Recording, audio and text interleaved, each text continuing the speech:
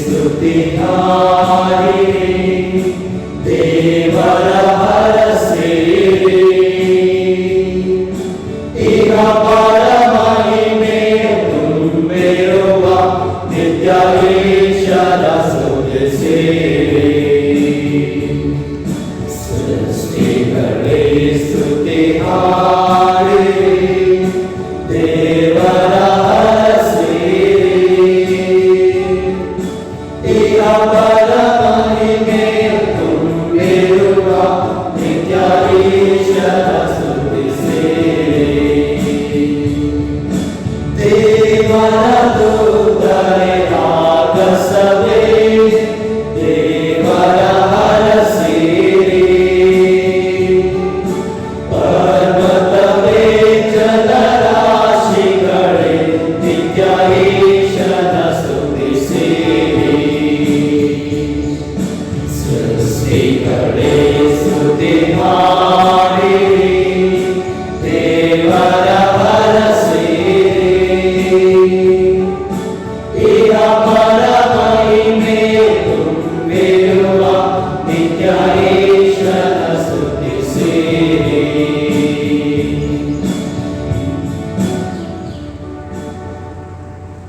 ಪಿತನ ಮತ್ತು ಸುತನ ಮತ್ತು ಪವಿತ್ರಾತ್ಮನ ನಾಮದಲ್ಲಿ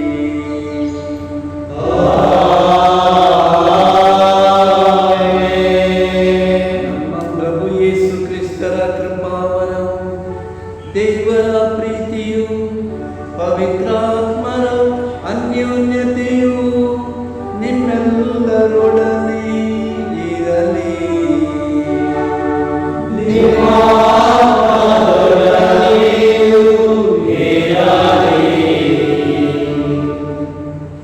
ನನ್ನ ಪ್ರೀತಿಯ ಸಹೋದರ ಸಹೋದರಿಯರೇ, ಆರಾಧನಾ ವಿಧಿಯ ಸಾಧಾರಣ ಕಾಲದಲ್ಲಿ 10ನೇ ಭಾನುವಾರ ಇರುವುದು. ಈ ದೇವರ ವಾಕ್ಯ ಇವತ್ತು ನಮಗೆ ಕರೆ ನೀಡುತ್ತಿದೆ. ನಾವೆಲ್ಲರೂ ಧೈರ್ಯ ಪಡೆದುಕೊಳ್ಳಬೇಕು, ಧೈರ್ಯದಿಂದ ಪ್ರಭುವಿಗೆ ಸಾಕ್ಷಿಗಳಾಗಬೇಕು. ಪ್ರಭು ನಮ್ಮನ್ನು ಕಾಪಾಡುತ್ತಾರೆ, ಎಲ್ಲ ಸಮಯದಲ್ಲಿ ನಮಗೆ ಒಳ್ಳೆಯದನ್ನೇ ಬಯಸುತ್ತಾರೆ. ಆದುದರಿಂದ ಪ್ರಭುವಿಗೆ ಸಾಕ್ಷಿಗಳಾಗಿ ಜೀವಿಸಲು ನಾವು ಪ್ರಯತ್ನಿಸೋಣ. ಕಳೆದ ವಾರದಲ್ಲಿ ದೇವರು ನಮಗೆ ಒಳ್ಳೆಯ ಮಳೆಯನ್ನು ಕರುಣಿಸಿದ್ದಾರೆ. 2 ದಿನಗಳ ಹಿಂದೆ ಶುಕ್ರವಾರ ದಿವಸ ನಾವು ಪ್ರಭು ಯೇಸುವಿನ ಪವಿತ್ರ ಹೃದಯದ ಹಬ್ಬವನ್ನು ಆಚರಿಸಿದೆವು ಮತ್ತು ನಮ್ಮ ಪ್ರತಿಯೊಂದು ಕುಟುಂಬವನ್ನು, ಇಡೀ ಧರ್ಮಕ್ಷೇತ್ರವನ್ನೇ ಪ್ರಭು ಯೇಸುವಿನ ಪವಿತ್ರ ಪರಮ ಹೃದಯಕ್ಕೆ ನಾವು ಸಮರ್ಪಿಸಿದ್ದೇವೆ. ಇವಾಗಲೂ ನಾವು ನಮ್ಮನ್ನೇ ದೇವರ ಪ್ರೀತಿಗೆ ಸಮರ್ಪಿಸೋಣ, ದೇವರ ಕರುಣೆಯನ್ನು ಬೇಡಿಕೊಳ್ಳೋಣ. ಯಾಕೆಂದರೆ ಅವರ ಸನ್ನಿಧಿಯಲ್ಲಿ ಇರಲು, ಈ ಬಲಿಪೂಜೆಯನ್ನು ಆಚರಿಸಲು ನಾವು ಯೋಗ್ಯರಲ್ಲ. ಆ ಯೋಗ್ಯತೆಯನ್ನು ದೇವರು ಮಾತ್ರ ನಮಗೆ ನೀಡಬಲ್ಲರು. ಆದುದರಿಂದ ಆತ್ಮಶುದ್ಧಿಯನ್ನು ಬಯಸುತ್ತಾ ನಮ್ಮ ಪಾಪಗಳಿಗಾಗಿ ಪ್ರಾಯಶ್ಚಿತ್ತ ಮಾಡೋಣ, ದೇವರಿಂದ ಕ್ಷಮೆ ಯಾಚಿಸೋಣ, ಒಟ್ಟಾಗಿ ಪ್ರಾರ್ಥಿಸೋಣ. ಸರ್ವಶಕ್ತ ದೇವರಿಗೂ ಸಹೋದರ ಸಹೋದರಿಯರೇ, ನಿಮ್ಮನ್ನು ಯೋಚನೆಯಿಂದಲೂ ನುಡಿಯಿಂದಲೂ ನಡತೆಯಿಂದಲೂ ಕರ್ತವ್ಯದಿಂದಲೂ ನಾನು ಅನೇಕ ಪಾಪಗಳನ್ನು ಮಾಡಿದ್ದೇನೆ. ನನ್ನ ಪಾಪವೇ, ನನ್ನ ಪಾಪವೇ, ನನ್ನ ಪಾಪವೇ. ಆದುದರಿಂದ ಸಕಲ ದೇವದೂತರನ್ನು, ಸಹೋದರ ಸಹೋದರಿಯರೇ, ನನಗಾಗಿ ನಮ್ಮ ಪ್ರಭು ದೇವರನ್ನು ಪ್ರಾರ್ಥಿಸಬೇಕೆಂದು ಬೇಡಿಕೊಳ್ಳುತ್ತೇನೆ. ಸರ್ವಶಕ್ತ ದೇವರು ನಮಗೆ ದಯೆ ತೋರಿಸಿ ನಮ್ಮ ಪಾಪಗಳನ್ನು ಕ್ಷಮಿಸಿ ನಮ್ಮನ್ನು ನಿತ್ಯ ಜೀವಕ್ಕೆ ಕರೆದೊಯ್ಯಲಿ.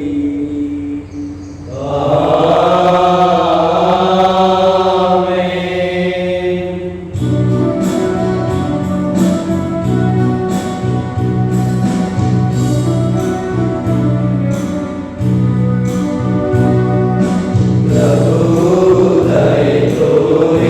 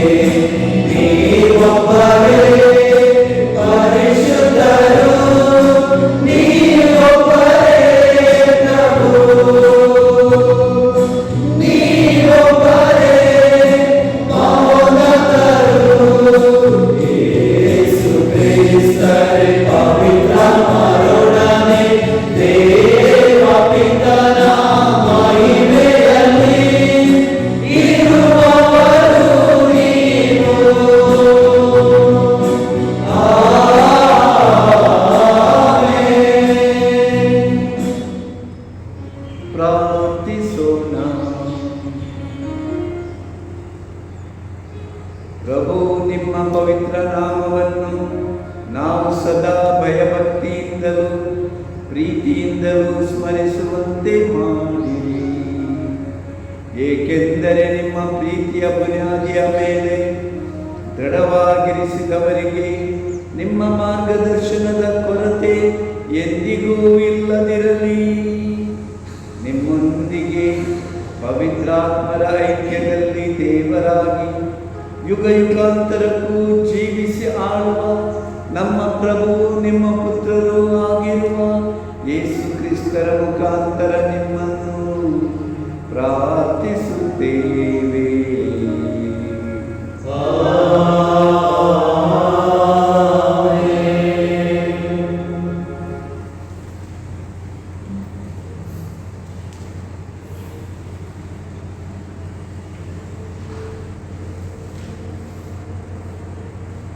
ಪ್ರವಾದಿ ಯೆರೆಮೀಯನ ಗ್ರಂಥದಿಂದ ವಾಚನ. ಸುತ್ತಮುತ್ತಲೂ ದಿಗಿಲೆಂದರೆ ದಿಗಿಲು, ಬನ್ನಿ ಇವನ ಮೇಲೆ ಚಾಡಿ ಹೇಳಿ ನಾವು ಹೇಳಬೇಕು ಎಂದು ಕುಸುಗುಟ್ಟುತ್ತಿರುವವರು ಬಹುಜನರು. ಇವನನ್ನು ಎಡವಿ ಬಿಡಲಿ, ನಾವು ಮಂಚಿ ಹೊಡೆಯುವು ಎನ್ನುತ್ತಿರುವವು ನನ್ನ ಆತ್ಮರ ಮಿತ್ರರೆಲ್ಲರು. ಇವನನ್ನು ಸಿಕ್ಕಿಸಿ ಬಿಡಲಿ, ಆಗ ಗೆದ್ದು ಮುಯಿ ತೀರಿಸಿಕೊಳ್ಳುವೆವು ಎಂದುಕೊಳ್ಳುತ್ತಿರುವವರು ತಮ್ಮ ತಮ್ಮೊಳಗೆ. ಆದರೆ ನನ್ನ ಸಂಗಡ ಇರುವವರು ಸರ್ವೇಶ್ವರ ಭಯಂಕರ ಶೂರರಂತೆ ನನ್ನ ಹಿಂಸಾಕಾರ ಮುಗಿಸಿರಿ, ಬೀಳುವವರು ಜಯ ಸಾಧಿಸಿದೆ. ನಾಚಿಕೆಗೆ ಈಡಾಗುವವರು ತಮ್ಮ ಯೋಚನೆ ಕೈಗೊಂಡರೆ, ಶಾಶ್ವತ ಅವಮಾನಕ್ಕೆ ಗುರಿಯಾಗುವವರು ಎಂದಿಗೂ ಮರೆಯಲಾಗದಂತೆ. ಸರ್ವಶಕ್ತರಾದ ಸರ್ವೇಶ್ವರ, ನೀವು ಸತ್ಪುರುಷರನ್ನು ಪರಿಶೋಧಿಸುವವರು, ಅಂತಾಂದ್ರಿಯಗಳನ್ನು ಅಂತರಾಳವನ್ನು ವೀಕ್ಷಿಸುವವರು. ನನ್ನ ವಾಚ್ಯಗಳನ್ನು ನಿಮಗೆ ಅರಿಕೆ ಮಾಡಿರುವೆನು. ನನ್ನ ಹಿಂಸಾಕಾರಕ್ಕೆ ನೀವು ವಿಧಿಸುವ ಪ್ರತಿದಂಡನೆಯನ್ನು ನಾನು ನೋಡುವಂತೆ ಮಾಡಿ. ಸರ್ವೇಶ್ವರನನ್ನು ಸ್ತುತಿಸಿರಿ, ಸರ್ವೇಶ್ವರನನ್ನು ಸಂಕೀರ್ತಿಸಿರಿ. ಅವರು ಬಡವರ ಪ್ರಾಣವನ್ನು ಬಿಡಿಸಿದರೆ ಕೆಡುಕರನ್ನು ಕೈಯಿಂದ. ಪ್ರಭುವಿನ ವಾಕ್ಯ.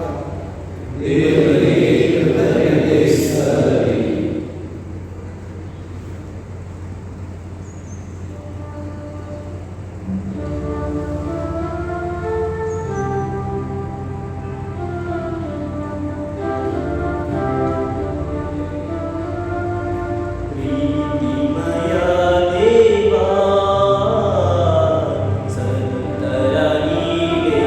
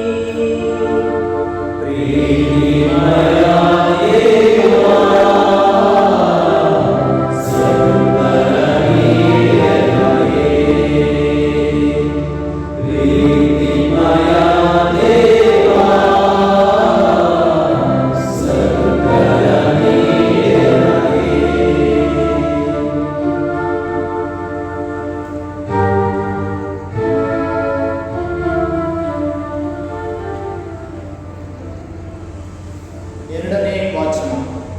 ಸಂತ ಪೌಲನು ರೋಮನರಿಗೆ ಬರೆದ ಪತ್ರದಿಂದ ವಾಚನ. ಒಬ್ಬ ಮನುಷ್ಯನಿಂದಲೇ ಪಾಪದಿಂದ ಮರಣ ಈ ಲೋಕವನ್ನು ಪ್ರವೇಶಿಸಿದವರು. ಎಲ್ಲರೂ ಪಾಪ ಮಾಡಿದ್ದರಿಂದ ಮರಣವು ಎಲ್ಲರಿಗೂ ಪ್ರಾಪ್ತಿಯಾಯಿತು. ಧರ್ಮಶಾಸ್ತ್ರವನ್ನು ಕೊಡುವುದಕ್ಕೆ ಮೊದಲೇ ಪಾಪವು ಲೋಕದಲ್ಲಿತ್ತು. ಆದರೆ ಧರ್ಮಶಾಸ್ತ್ರ ಇಲ್ಲದೆ ಇದ್ದುದರಿಂದ ಪಾಪವನ್ನು ಗಣನೆಗೆ ತಂದುಕೊಳ್ಳಲಾಗಲಿಲ್ಲ. ಆದರೂ ಆದಾಮನ ಕಾಲದಿಂದ ಮೋಶೆಯ ಕಾಲದವರೆಗೂ ಮರಣವು ದಬ್ಬಾಳಿಕೆ ನಡೆಸುತ್ತಿತ್ತು. ದೇವರ ಆಜ್ಞಾ ವಿಧಿಗಳನ್ನು ಮೀರಿ ಆದಾಮನು ಮಾಡಿದ ಪಾಪಕ್ಕೆ ಸಮನಾದ ಪಾಪವನ್ನು ಮಾಡದೆ ಇದ್ದವರ ಮೇಲೆಯೂ ಮರಣದ ಆಳ್ವಿಕೆ ನಡೆಯುತ್ತಿತ್ತು. ಆದಾಮನು ಮುಂಬರಲಿದ್ದ ಮಹಾತ್ಮನ ಮುನ್ಸೂಚನೆಯಾಗಿದ್ದಾನೆ. ಆದರೆ ಆದಾಮನ ಪಾಪಕ್ಕೂ ದೇವರ ಅನುಗ್ರಹಕ್ಕೂ ವ್ಯತ್ಯಾಸವಿದೆ. ಒಬ್ಬ ಮನುಷ್ಯನ ಅಪರಾಧದಿಂದ ಎಲ್ಲರೂ ಮರಣಕ್ಕೊಳಗಾದರು ಎಂಬುದೇನೋ ನಿಜ. ಆದರೆ ದೇವರ ಅನುಗ್ರಹವು ಅದಕ್ಕಿಂತಲೂ ಅತ್ಯಧಿಕವಾದದ್ದು. ಅಂತೆಯೇ ಯೇಸು ಕ್ರಿಸ್ತ ಎಂಬ ಒಬ್ಬ ಮಹಾತ್ಮನ ಅನುಗ್ರಹದಿಂದ ಲಭಿಸುವ ಉಚಿತಾರ್ಥ ವರಗಳು ಇವು ಅತ್ಯಧಿಕವಾದವು ಎಂಬುದು ನಿಜ. ದೇವರ ವಾಕ್ಯವಿದು.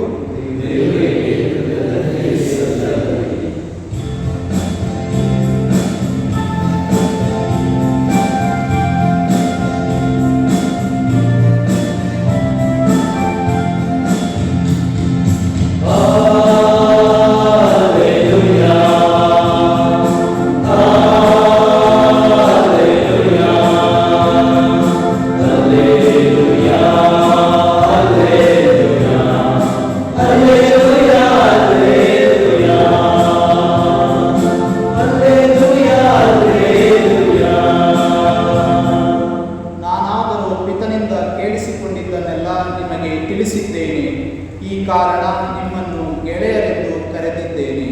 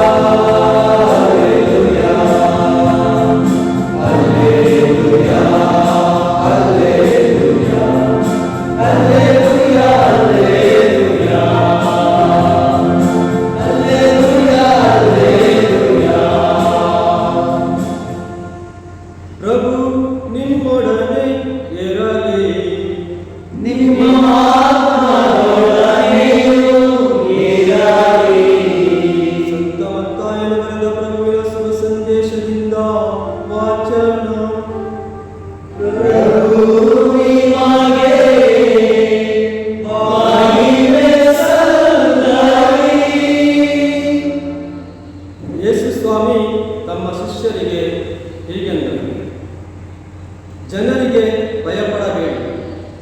ಮುಚ್ಚುಮರೆ ಆಗಿರುವುದೆಲ್ಲ ಬಟ್ಟ ಬಯಲಾಗುವುದು, ಗುಟ್ಟಾಗಿ ಇರುವುದೆಲ್ಲ ರಟ್ಟಾಗುವುದು. ನಾನು ಕತ್ತಲಲ್ಲಿ ಹೇಳುವುದನ್ನು ನೀವು ಬೆಳಕಿನಲ್ಲಿ ಪ್ರಚುರಪಡಿಸಿ, ಕಿವಿ ಮಾತಾಗಿ ಕೇಳಿದ್ದನ್ನು ಮನೆ ಮಾಳಿಗೆಯ ಮೇಲೆ ನಿಂತು ಸಾರಿ. ದೇಹವನ್ನು ಕೊಂದು ಹಾಕುವವರಿಗೆ ಭಯಪಡಬೇಡಿ, ಏಕೆಂದರೆ ಅವರಿಂದ ಆತ್ಮವನ್ನು ಕೊಲ್ಲಲು ಆಗದು. ಆದರೆ ದೇಹಾತ್ಮಗಳೆರಡನ್ನೂ ನರಕದಲ್ಲಿ ನಾಶ ಮಾಡಬಲ್ಲ ದೇವರಿಗೆ ಭಯಪಡಿ.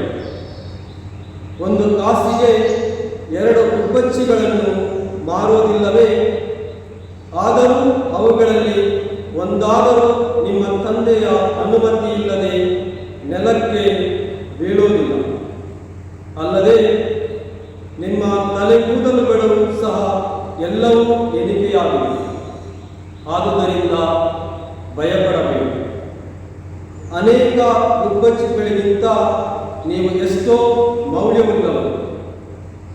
ಜನರ ಮುಂದೆ ತಾನು ನನ್ನವನೆಂದು ಬಹಿರಂಗವಾಗಿ ಒಪ್ಪಿಕೊಳ್ಳುವ ಪ್ರತಿಯೊಬ್ಬನನ್ನು ನಾನು ಸಹ ಸ್ವರ್ಗದಲ್ಲಿರುವ ನನ್ನ ಪಿತನ ಮುಂದೆ ನನ್ನವನೆಂದು ಒಪ್ಪಿಕೊಳ್ಳುತ್ತೇನೆ. ಆದರೆ ಯಾವನಾದರೂ ತಾನು ನನ್ನವನಲ್ಲ ಎಂದು ಜನರ ಮುಂದೆ ಬಹಿರಂಗವಾಗಿ ನಿರಾಕರಿಸಿದರೆ ಅಂಥವನನ್ನು ನಾನು ಸಹ ಸ್ವರ್ಗದಲ್ಲಿರುವ ನನ್ನ ಪಿತನ ಮುಂದೆ ನನ್ನವನಲ್ಲವೆಂದು ನಿರಾಕರಿಸುತ್ತೇನೆ. ಪ್ರಭು ಕ್ರಿಸ್ತರ ಶುಭ ಸಂದೇಶ.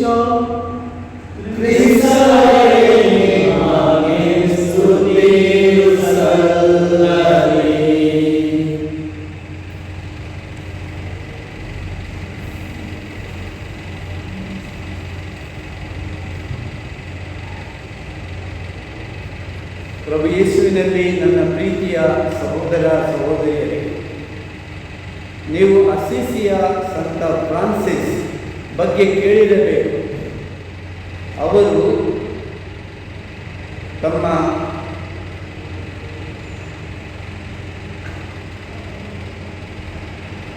ಯೌವನಸ್ಥರಲ್ಲಿ ಇರುವಾಗ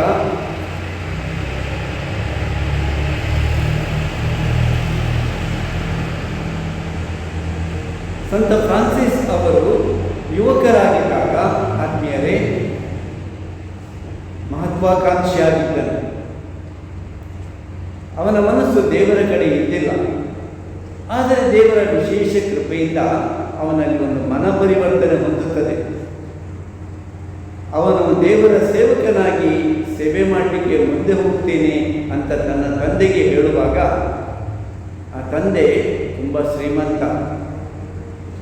ಈ ಯೋಚನೆ ಅವನಿಗೆ ಇದೊಂದು ಹುಚ್ಚು ಯೋಚನೆ ಅಂತ ಅವನಿಗೆ ಹೇಳ್ತಾನೆ.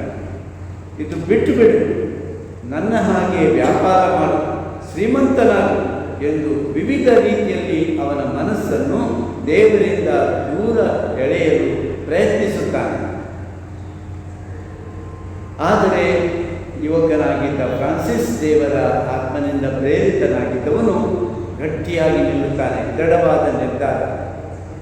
ತಂದೆ ಅವನಿಗೆ ಹೇಳುತ್ತಾರೆ, ನೀನು ಹೋಗುವುದಾದರೆ ಹೋಗು, ಆದರೆ ನನ್ನ ಆಸ್ತಿಯಲ್ಲಿ ನಾನು ಏನು ಸಂಪಾದಿಸ್ತೇನೆ ಇದು ನಿನಗಾಗಿ, ನಿನಗೆ ಇದರಿಂದ ಒಂದು ಚಿಕ್ಕಾಸು ಕೂಡ ಸಿಗುವುದಿಲ್ಲ ಅಂತ ಹೇಳ್ತಾರೆ. ಅಲ್ಲಿದ್ದ ಎಲ್ಲ ಪ್ರಮುಖರ ಮಧ್ಯೆ ಫ್ರಾನ್ಸಿಸ್ ಮುಂದೆ ಹೋಗಿ ಒಂದು ಪತ್ರಕ್ಕೆ ಸಹಿ ಹಾಕ್ತಾನೆ. ನನಗೆ ನಿನ್ನ ಪಾಲು ಏನೂ ಬೇಡ. ಮಾತ್ರವಲ್ಲ, ತಾನು ಹಾಕಿಕೊಂಡಿದ್ದ ಬಟ್ಟೆಯನ್ನು ಕೂಡ ಕಳಚಿ ಅದನ್ನು ತಂದೆಯ ಕಾಲಬುಡದಲ್ಲಿ ಇಟ್ಟು ಇನ್ನು ನಾನು ಸ್ವತಂತ್ರನು ಅಂತ ಹೇಳುತ್ತಾನೆ. ಆತ್ಮೀಯ ಸಹೋದರ ಸಹೋದರಿಯರೇ, ಇವತ್ತು ವಾಕ್ಯ ಏನಿದೆ, ದೇವರಿಂದ ಆರಿಸಲ್ಪಟ್ಟವರು ನಾವೆಲ್ಲರೂ, ದೇವರಿಂದ ಕರೆ ಹೊಂದಿದವರು ನಾವು ಧೈರ್ಯವಂತರಾಗಿರಬೇಕು, ವಿಶ್ವಾಸಭರಿತರಾಗಿರಬೇಕು ಎಂಬ ಪ್ರಮುಖವಾದ ಒಂದು ಸಂದೇಶವನ್ನು ನಮಗೆ ನೀಡುವಂತಿವೆ. ಮೊದಲನೇ ವಾಕ್ಯದಲ್ಲಿ ನಾವು ಯೆರೆಮೀಯ ಪ್ರವಾದಿಯ ಗ್ರಂಥದಿಂದ ಕೇಳಿದೆವು. ಇದನ್ನು ಕೇಳಿದವರು ನೀವು. ಯೆರೆಮೀಯ ಸುಮಾರು 22-23 ವರ್ಷ ವಯಸ್ಸಿನವನಾಗಿದ್ದಾಗ ದೇವರು ಆತನನ್ನು ಕರೆಯುತ್ತಾರೆ, ಪ್ರವಾದಿಯನ್ನಾಗಿ ನೇಮಿಸುತ್ತಾರೆ.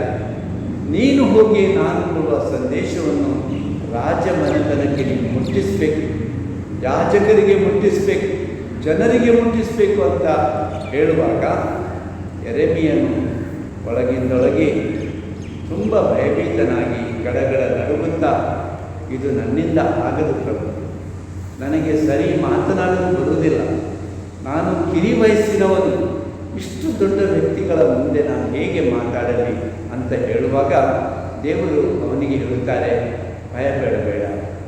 ಭಯಪಡಬೇಡ, ನಾನು ನಿನ್ನ ಜೊತೆ ಇದ್ದೇನೆ.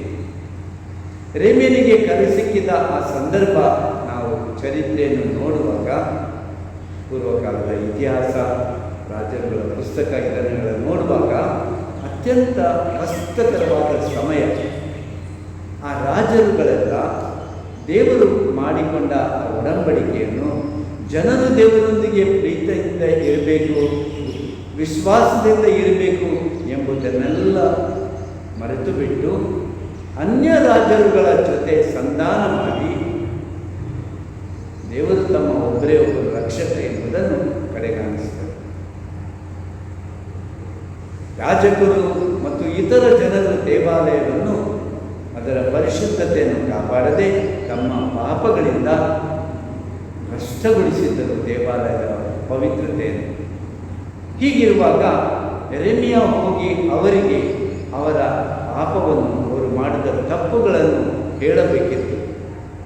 ಹೇಳುವುದರ ಪರಿಣಾಮವಾಗಿ ಯೆರೆಮೀಯನಿಗೆ ಏನು ಸಿಕ್ಕಿತು? ಮೊದಲು ಅವನನ್ನು ಬಂಧಿಸುತ್ತಾರೆ, ಕೆನ್ನೆಗೆ ಹೊಡೆಯುತ್ತಾರೆ, ಶಿಕ್ಷೆಗೆ ಒಳಪಡಿಸುತ್ತಾರೆ, ಬಾವಿಯಲ್ಲಿ ಹಾಕುತ್ತಾರೆ, ಕೊನೆಗೆ ಅವನನ್ನು ಕೊಂದು ಬಿಡುತ್ತಾರೆ.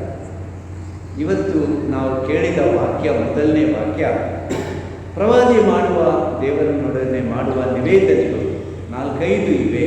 ಇದರಲ್ಲಿ ಒಂದು ಪ್ರಮುಖವಾದ ನಿವೇದನೆ, ಆತನು ತನ್ನ ಮನಸ್ಸಿನ ಅಂತರಾಳದಲ್ಲಿದ್ದ ನೋವನ್ನು ಆತನು ದೇವರಿಗೆ ತೋರಿಸಿಕೊಡುತ್ತಾನೆ. ವಾಕ್ಯಗಳನ್ನು ನಾನು ನಿಮಗೆ ಪುನಃ ಹೇಳುತ್ತೇನೆ. ಜನ ಎಲ್ಲರೂ ಹೇಳ್ತಾರೆ, ಇವನು ಎಡವಿ ಬಿಡಲಿ, ನಾವು ಮುಚ್ಚಿ ನೋಡುವೆವು, ಇವನು ಸಿಕ್ಕಿ ಬಿಡಲಿ, ಆಗ ಗೆದ್ದು ಮುಯ್ಯಿ ತೀರಿಸಿಕೊಳ್ಳುವೆವು. ಇದನ್ನೆಲ್ಲ ತಮ್ಮೊಳಗೆ ಮಾತನಾಡುವಾಗ ಪ್ರವಾದಿ ಏನು ಹೇಳ್ತಾನೆ? ಆತನ ನಂಬಿಕೆ ಸಂಪೂರ್ಣವಾಗಿ ದೇವರ ಮೇಲಿತ್ತು. ಅವನು ಧೈರ್ಯದಿಂದ ಮುಂದೆ ಸಾಗುತ್ತಾನೆ. ವೈರಿಗಳು ಯಾರು? ರಾಜರು, ರಾಜಮನೆತನದವರು, ಶ್ರೇಷ್ಠ ಯಾಜಕರು, ಇತರ ಎಲ್ಲ ಪ್ರಮುಖರು ಆತನಿಗೆ ವೈರಿಗಳಾಗಿದ್ದರೂ ಕೂಡ ದೇವರೊಬ್ಬರನ್ನೇ ನಂಬಿಕೊಂಡು ಆತನು ಹೇಳ್ತಾನೆ, ಆದರೆ ನನ್ನ ಸಂಗಡ ಇರುವರು ಸರ್ವೇಶ್ವರ ಭಯಂಕರ ಶೂರನಂತೆ, ನನ್ನ ಹಿಂಸಕರು ಮುಗ್ಗರಿಸಿ ಬೀಳುವರು, ಜಯ ಸಾಧಿಸಬೇಕು, ನಾಚಿಕೆಗೆ ಈಡಾಗುವರು, ತಮ್ಮ ಯೋಜನೆ ಕೈಗೂಡದೆ ಶಾಶ್ವತ ಅವಮಾನಕ್ಕೆ ಅವರು ಗುರಿಯಾಗುವರು, ಎಂದಿಗೂ ಮರೆಯಲಾಗದಂತೆ. ಸರ್ವಶಕ್ತರಾದ ಸರ್ವೇಶ್ವರ, ನೀವು ಸತ್ಪುರುಷರನ್ನು ಪರಿಶೋಧಿಸುವವರು, ಅಂತರೇಂದ್ರಿಯಗಳನ್ನು ಅಂತರಾಳವನ್ನು ವೀಕ್ಷಿಸುವವರು, ನನ್ನ ವ್ಯಾಜ್ಯವನ್ನು ನಿಮಗೆ ಅರಿಕೆ ಮಾಡಿರುವೆನು ಅಂತ ಪ್ರವಾದಿ ಬಾಯಿ ಬಿಟ್ಟು ದೇವರಲ್ಲಿ ಪ್ರಾರ್ಥಿಸುತ್ತಾನೆ. ಹೀಗೆ ಪ್ರತಿ ಸಲ ಕಷ್ಟಗಳು ಎದುರಾದಾಗ ಪ್ರವಾದಿ ಯೆರೆಮೀಯ ಧೈರ್ಯದಿಂದ ದೇವರಿಗೆ ಸಾಕ್ಷಿ ಕೊಡುತ್ತಾರೆ. ತನಗೆ ಕೊಟ್ಟ ಕೆಲಸ ಎಷ್ಟು ಕಷ್ಟಕರವಾಗಿದ್ದರೂ ಕೂಡ ಅದನ್ನು ಸಂಪೂರ್ಣವಾಗಿ ಅಕ್ಷರಶಃ ಪಾಲಿಸುತ್ತಾರೆ. ಶುಭ ಸಂದೇಶದಲ್ಲಿ ಆತ್ಮೀಯರೇ, ಇದು ಮತ್ತಾಯನು ಬರೆದ ಶುಭ ಸಂದೇಶ 10ನೇ ಅಧ್ಯಾಯ. ಇಲ್ಲಿ ಯೇಸು ಸ್ವಾಮಿ ತನ್ನ ಶಿಷ್ಯರನ್ನು ಇಬ್ಬಿಬ್ಬರಾಗಿ ಕಳುಹಿಸಿಕೊಡುತ್ತಾರೆ. ಮುಂದಾಗಿ ಹೋಗಿ ದೇವರ ಶುಭ ಸಂದೇಶವನ್ನು, ದೇವರ ಸಾಮ್ರಾಜ್ಯದ ಶುಭವಾರ್ತೆಯನ್ನು ಜನರಿಗೆ ಮುಟ್ಟಿಸುವ ಸಲುವಾಗಿ. ಆವಾಗ ಯೇಸು ಕೊಡುವ ಬೋಧನೆ ಕೊನೆಯ ಭಾಗಕ್ಕೆ ಬರುತ್ತಾರೆ ಅವರು. ಆ ಕೊನೆಯ ಭಾಗದಲ್ಲಿ ಯೇಸು ತನ್ನ ಶುಭ ಸಂದೇಶವನ್ನು ಸಾರುವವರಿಗೆ, ತನ್ನ ಶಿಷ್ಯರಿಗೆ, ತನ್ನ ಪ್ರೇಷಿತರಿಗೆ ಕಷ್ಟಗಳು ಖಂಡಿತವಾಗಿ ಬರಲಿಕ್ಕಿವೆ. ನಾನು ಗುರುವಾಗಿದ್ದು ನನಗೇ ಸ್ವತಃ ಅವರು ಕಷ್ಟಗಳನ್ನು ಕೊಡುವುದಾದರೆ ನಿಮಗೆ ಕೊಡಲಾಗದೆ. ಆದ್ದರಿಂದ 2 ಮಾತುಗಳನ್ನು ಅವರು ಹೇಳ್ತಾರೆ. ಒಂದನೆಯದು ಧೈರ್ಯವಾಗಿ, ಎರಡನೆಯದು ವಿಶ್ವಾಸದಿಂದ. ಪ್ರಭುವಿನ ಶಿಷ್ಯನಾಗಿರುವ ನಮಗೆ ಪ್ರತಿಯೊಬ್ಬರಿಗೂ ಈ 2 ನುಡಿಗಳು ಸರಿಯಾಗಿ ನಾವು ಮನಸ್ಸಿನಲ್ಲಿ ತೆಗೆದುಕೊಳ್ಳಬೇಕು. ಯಾರು ದೇವರ ಸೇವಕನಾಗಿರುತ್ತಾನೆ ಅವನು ಅಂಜುಬುರುಕನಾಗಿರಬಾರದು, ಬದಲಾಗಿ ಧೈರ್ಯದಿಂದ ಮುಂದೆ ಸಾಗಬೇಕು. ಆದುದರಿಂದ ಆತ್ಮೀಯರೇ, ಪ್ರಭು ಯೇಸು ಅವರಿಗೆ ಧೈರ್ಯ ಕೊಡುವ ಕೆಲವೊಂದು ಮಾತುಗಳನ್ನು ಹೇಳುತ್ತಾರೆ. ಅದನ್ನು ನಾವು ಇವತ್ತು ಎಲ್ಲರೂ ಸ್ಮರಿಸಿಕೊಳ್ಬೇಕು. ಸಣ್ಣ ಪುಟ್ಟ ಉದಾಹರಣೆಗಳು, ಆದರೆ ಅರ್ಥಭರಿತವಾದ ಉದಾಹರಣೆಗಳು. ಅವರು ಹೇಳುತ್ತಾರೆ, ಉಪ್ಪಚ್ಚಿಗಳು, ಪೈಸೆಗೆ 2 ಉಪ್ಪಚ್ಚಿಗಳು ಸಿಗುತ್ತವೆ ಅಂದರೆ ಅತ್ಯಂತ ಸಾಮಾನ್ಯ ಪಕ್ಷಿಗಳು, ಅದಕ್ಕೆ ಯಾರೂ ಬೆಲೆ ಕಟ್ಟುವುದಿಲ್ಲ. ಆದರೂ ಯೇಸುಸ್ವಾಮಿ ಹೇಳ್ತಾರೆ, ಈ ಗುಬ್ಬಚ್ಚಿಗಳಲ್ಲಿ ಒಂದಾದರೂ ನನ್ನ ತಂದೆ ದೇವರ ಅನುಮತಿ ಇಲ್ಲದೆ ಅವು ಭೂಮಿಗೆ ಬೀಳುವುದಿಲ್ಲ, ಸತ್ತು ಹೋಗುವುದಿಲ್ಲ. ಇನ್ನೊಂದು ಮಾತು ಸ್ಪಷ್ಟವಾಗಿ ಹೇಳುತ್ತಾರೆ ಪ್ರಭು ಯೇಸು, ಅಂಜಬೇಡಿ, ನಿಮ್ಮ ತಲೆಯ ಕೂದಲನ್ನು ಕೂಡ ದೇವರು ಎಣಿಸಿದ್ದಾರೆ. ಆದುದರಿಂದ ನಿಮ್ಮ ತಲೆಗೂದಲು ಒಂದು ತಲೆಗೂದಲು ಕೂಡ ಅಲುಗಾಡಿಸಲಿಕ್ಕೆ ಯಾರಿಂದ ಆಗುತ್ತೆ, ನಾನು ನಿಮ್ಮ ಜೊತೆ ಇರುವಾಗ. ಹಾಗಾದರೆ ಪ್ರೀತಿಯ ಸಹೋದರ ಸಹೋದರಿಯರೇ, ಯೇಸು ತಮ್ಮ ಶಿಷ್ಯರಿಗೆ ಹೇಳುವ ಮಾತು, ಗುರುವಿಗೆ ಸಿಕ್ಕಿದ ಆ ಅನುಭವ, ಆ ವಿರೋಧ ಶಿಷ್ಯರಿಗೆ ಕೂಡ ತಮ್ಮ ತಮ್ಮ ಕೆಲಸಗಳಲ್ಲಿ ಖಂಡಿತವಾಗಿ ಸಿಗ್ತವೆ. ನಮ್ಮ ಅನುದಿನದ ಜೀವನದಲ್ಲಿ ಯೇಸುವಿನಲ್ಲಿ ನಾವು ವಿಶ್ವಾಸ ಇಟ್ಟಿದ್ದೇವೆ ಎಂಬುದರ ನಿಮಿತ್ತವಾಗಿ ಅನೇಕ ಜನರು ನಮ್ಮನ್ನು ಸ್ವಲ್ಪ ದೂರ ಇಡುತ್ತಾರೆ, ನಮ್ಮನ್ನು ಸೇರಿಸಿಕೊಳ್ಳುವುದಿಲ್ಲ, ತುಂಬ ಸಲ ಕಿರುಕುಳ ಕೊಡುತ್ತಾರೆ, ನಮಗೆ ಸಿಗಬೇಕಾದ ಸವಲತ್ತುಗಳನ್ನು ಕೊಡುವುದಿಲ್ಲ, ಬದಲಾಗಿ ನಮ್ಮನ್ನು ಹಿಂಸಿಸುತ್ತಾರೆ. ಅನೇಕ ರೀತಿಯ ಅಲ್ಲಸಲ್ಲದ ಅಪವಾದಗಳನ್ನು ನಮ್ಮ ಮೇಲೆ ಕೊಡುತ್ತಾರೆ. ಕೆಲವೊಂದು ಸಲ ನಮ್ಮನ್ನು ಬಂಧಿಸಿ ಶಿಕ್ಷೆಗೆ ಒಳಪಡಿಸುತ್ತಾರೆ. ಹೀಗಿರುವಾಗ ಮೇಲೆ ಯೇಸುವನ್ನು ನಾವು ಬಿಟ್ಟು ಹೋಗುವುದೇ ಇಲ್ಲ, ಖಂಡಿತವಾಗಿ ಇಲ್ಲ. ಪ್ರವಾದಿ ಯೆರೆಮೀಯ ಎಲ್ಲ ಪ್ರವಾದಿಗಳ ಜೊತೆ, ಎಲ್ಲ ಪ್ರಭು ಕ್ರಿಸ್ತರ ಸಾಕ್ಷಿಗಳ ಜೊತೆ ಇದ್ದ ಆ ಪ್ರಭು ಯೇಸುಸ್ವಾಮಿ ನಮ್ಮ ಅನುದಿನದ ಜೀವನದಲ್ಲಿ ನಮ್ಮ ಜೊತೆ ಇರುತ್ತಾರೆ. ಆದುದರಿಂದ ನಾವು ಆ ದೇವರ ಪ್ರೀತಿಯನ್ನು ಎಷ್ಟು ನಮ್ಮೊಳಗೆ ಬೆಳೆಸಿಕೊಳ್ಳುತ್ತೇವೆ ಅಷ್ಟು ಶಕ್ತಿಯುತರಾಗುತ್ತೇವೆ. ಅದಕ್ಕಾಗಿಯೇ ಪ್ರಭು ಯೇಸು ಹೇಳ್ತಾರೆ, ನನ್ನ ತಂದೆ, ಮೊದಲು ಹೇಳುವಾಗ ನಿಮ್ಮ ತಂದೆ ಅವುಗಳನ್ನು ನೆಲಕ್ಕೆ ಉರುಳಲು ಬಿಡುವುದಿಲ್ಲ. ಕೊನೆಯ ಮಾತುಗಳನ್ನು ಹೇಳುವಾಗ ಪ್ರಭು ಯೇಸು ಹೇಳುತ್ತಾರೆ, ಯಾರು ಲೋಕದ ಮುಂದೆ ತಾನು ನನ್ನವನೆಂದು ಒಪ್ಪಿಕೊಳ್ಳುತ್ತಾರೆ, ನನ್ನ ತಂದೆಯ ಮುಂದೆ ನಾನು ಅವರನ್ನು ಕೂಡ ನನ್ನವರೆಂದು ಒಪ್ಪಿಕೊಳ್ಳುತ್ತೇನೆ. ಅಂದರೆ ಆ ಆತ್ಮೀಯತೆ, ನಮ್ಮೆಲ್ಲರ ತಂದೆ ದೇವರು ನಮ್ಮ ಜೊತೆ ಯಾವಾಗಲೂ ಇದ್ದಾರೆ. ಪ್ರಭು ಯೇಸು ನಮ್ಮ ಜೊತೆ ಇದ್ದಾರೆ. ಆದ್ದರಿಂದ ಪ್ರಭು ಯೇಸುವಿನ ನಾಮದ ನಿಮಿತ್ತ ನಮಗೆ ಏನಾದರೂ ಕಷ್ಟಗಳು ಬಂದರೆ ನಾವು ಎಂದಿಗೂ ನಾವು ಬಿಟ್ಟು ಹೋಗುವವರ ಆಗಿರದೆ ವಿಶ್ವಾಸದಲ್ಲಿ ಸ್ಥಿರವಾಗಿ ನಿಂತು ಯೇಸುವಿನ ನಾಮಕ್ಕೆ ಮಹಿಮೆ ತರುವವರು ನಾವಾಗಿರಬೇಕು. ಅಷ್ಟಭಾಗ್ಯಗಳಲ್ಲಿ ಮತ್ತಾಯನು ಬರೆದ ಶುಭ ಸಂದೇಶ 5ನೇ ಅಧ್ಯಾಯ ಕೊನೆಯ ಅಷ್ಟಭಾಗ, ಸಂತೋಷಿಸಿರಿ, ಉಲ್ಲಾಸಿಸಿರಿ, ನನ್ನ ಹೆಸರಿನಲ್ಲಿ ನಿಮಗೆ ಕಷ್ಟ ಬಂತು ಅಂತಾದರೆ ಉಲ್ಲಾಸಿಸಿರಿ. ಅದರಂತೆ ಪ್ರೇಷಿತರ ಕಾರ್ಯಕಲಾಪ 5ನೇ ಅಧ್ಯಾಯದಲ್ಲಿ ನಾವು ನೋಡ್ತೀವಿ, ಶಿಷ್ಯರಿಗೆ ಪೇತ್ರ ಮತ್ತು ಯೌವನ ಅವರಿಗೆ ಬಂಧಿತರಾಗಿ ಜೈಲುಖಾನೆಯಲ್ಲಿ ಹಾಕಿರುವಾಗ ಶಿಷ್ಯರು ಎಲ್ಲರೂ ಅವರಿಗಾಗಿ ಪ್ರಾರ್ಥಿಸ್ತಾರೆ. ಶಾಸ್ತ್ರಿ ಫರಿಸಾಯರು ಅವರನ್ನು ವಿಚಾರಣೆಗೊಳಪಡಿಸ್ತಾರೆ ಮತ್ತು ಅವರಿಗೆ ಚಡಿಯೇಟು ಕೊಡುತ್ತಾರೆ, ಶಿಕ್ಷೆಗೆ ಒಳಪಡಿಸುತ್ತಾರೆ. ಆಮೇಲೆ ಅವರು ಹಿಂದೆ ಬರುವಾಗ ಎಲ್ಲರ ಮುಂದೆ ಹೇಳ್ತಾರೆ, ಪ್ರಭು ಯೇಸುವಿನ ನಾಮದ ನಿಮಿತ್ತ ನಮಗೆ ಶಿಕ್ಷೆ ಸಿಕ್ಕಿತಲ್ಲ, ಇದು ನಮ್ಮ ಭಾಗ್ಯ ಅಂತ ಹೇಳಿಕೊಡ್ತಾರೆ. ಹಾಗಾದರೆ ಪ್ರಿಯರೇ, ನಮ್ಮ ದಿನನಿತ್ಯದ ಸಾಮಾನ್ಯ ಜೀವನದಲ್ಲಿ ನಾವು ಪರೀಕ್ಷಿಸಿ ನೋಡೋಣ. ಇವತ್ತು ಹೇಗೆ ನಮ್ಮ ಜೀವನವನ್ನು ನಾವು ಎದುರಿಸ್ತೀವಿ? ವಿಶ್ವಾಸದ ಜೀವನವನ್ನು ಧೈರ್ಯವಾಗಿ ಎದುರಿಸಿಕೊಂಡು ಮುಂದೆ ಹೋಗುತ್ತೇವೆ ಅಥವಾ ನಮ್ಮನ್ನೇ ಕಾಪಾಡಿಕೊಳ್ಳಲು, ರಕ್ಷಿಸಲು ಪ್ರಯತ್ನಿಸ್ತೇವೆ? ಇದನ್ನು ನೋಡಿಕೊಳ್ಳಲು ನಾವು ಪ್ರಯತ್ನಿಸೋಣ. ಖಂಡಿತವಾಗಿ ನಾವು ತುಂಬ ಸಲ ಯೇಸುವಿಗೆ ಸಾಕ್ಷಿಯಾಗಲು ಹೆದರಿಕೊಂಡಿರಬಹುದು, ನಾನು ಯೇಸುವಿನವನಲ್ಲ ಅಂತ ಹೇಳಿಕೊಂಡಿರಬಹುದು. ಆದರೆ ಇವತ್ತಿನ ದಿವಸ ಪ್ರಭು ಯೇಸು ನಮ್ಮನ್ನು ಕೈ ಹಿಡಿದು ಎಬ್ಬಿಸುತ್ತಾರೆ ಮತ್ತು ಧೈರ್ಯ ನಮ್ಮೊಳಗೆ ತುಂಬಿಸುತ್ತಾರೆ. ನನಗೆ ಸಾಕ್ಷಿಯಾಗ, ಜನರ ಮುಂದೆ ಸಾಕ್ಷಿಯಾಗುವಂಥ ಪ್ರಭು ಯೇಸು ನಮಗೆ ಕರೆ ನೀಡುತ್ತಿದ್ದಾರೆ. ಇವತ್ತಿನ 2ನೇ ವಾಕ್ಯದಲ್ಲಿ ಪ್ರಿಯರೇ, ಆದಾಮನ ವಿಷಯವಾಗಿ ಹೇಳಲಾಗಿದೆ. ಆತನು ನಮ್ಮ ಆದಿ ತಂದೆ, ಮೂಲ ತಂದೆ.